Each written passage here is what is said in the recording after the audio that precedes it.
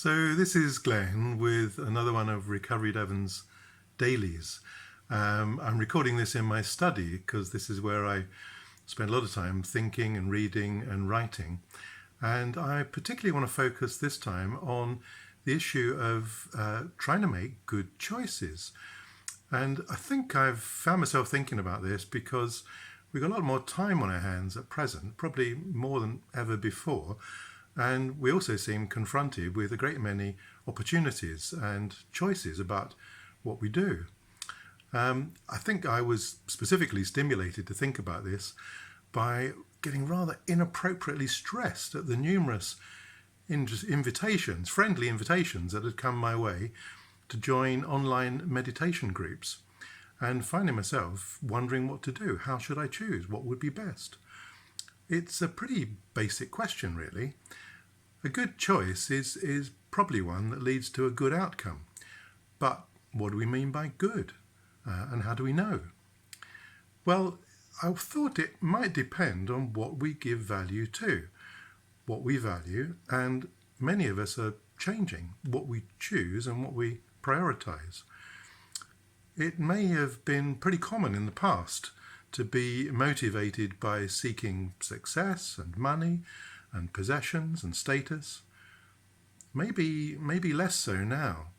We might instead have found ourselves focusing on health and happiness and peace of mind and the value of meaningful connections. We're on the move, and we might be giving more value to care and relationships and less on competition and getting stuff.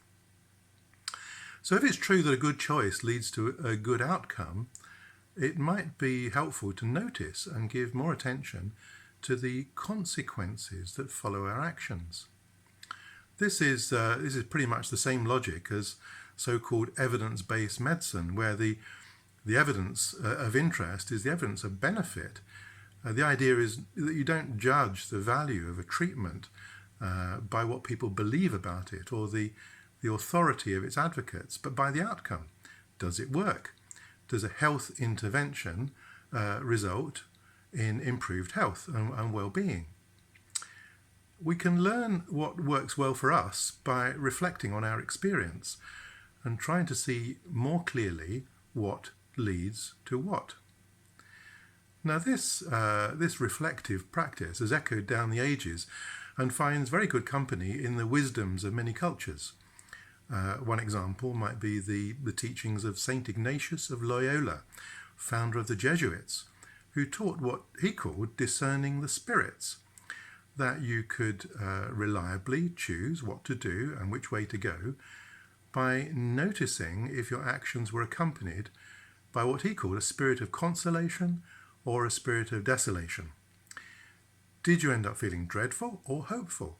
And let these reflections on your experience guide your choices going forwards.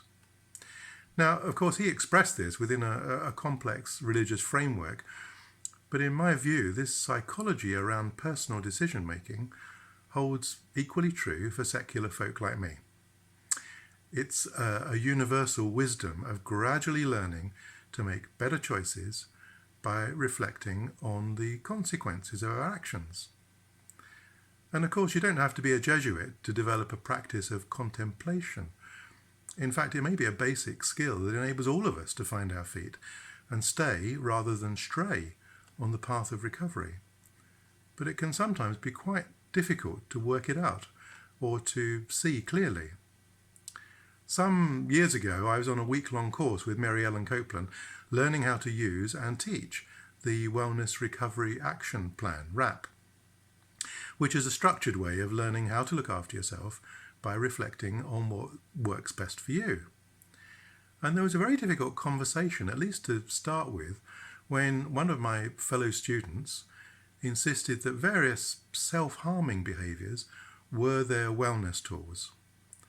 And the careful and I think respectful discussion that followed was very helpful, as between us we clarified and agreed that there was a key difference between doing anything that helped us cope but led nowhere, and doing something that strengthened us and led to health and well-being.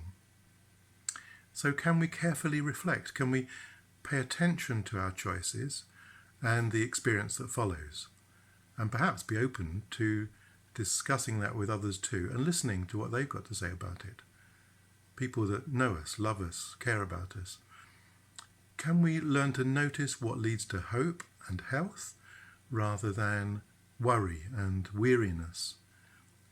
Reflecting, noticing, becoming interested in the consequences of our actions can become a way of developing our ability to make good choices and to cultivate a personal wisdom of well-being.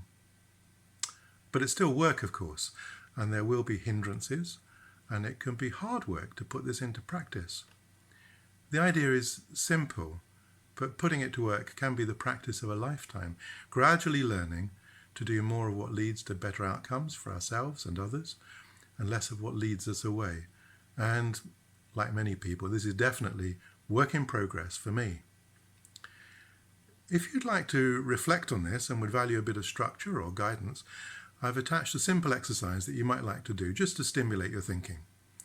And there's a link too to the workbook for the 5 Ways to Wellbeing, an evidence-based approach that supports us in taking action to cultivate well-being, and which underpins the whole of the recovery learning community.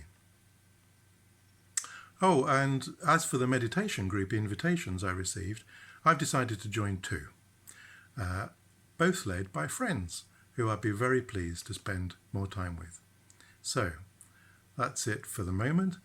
Good luck to you, and from all of us at Recovery Devon, take care, stay safe.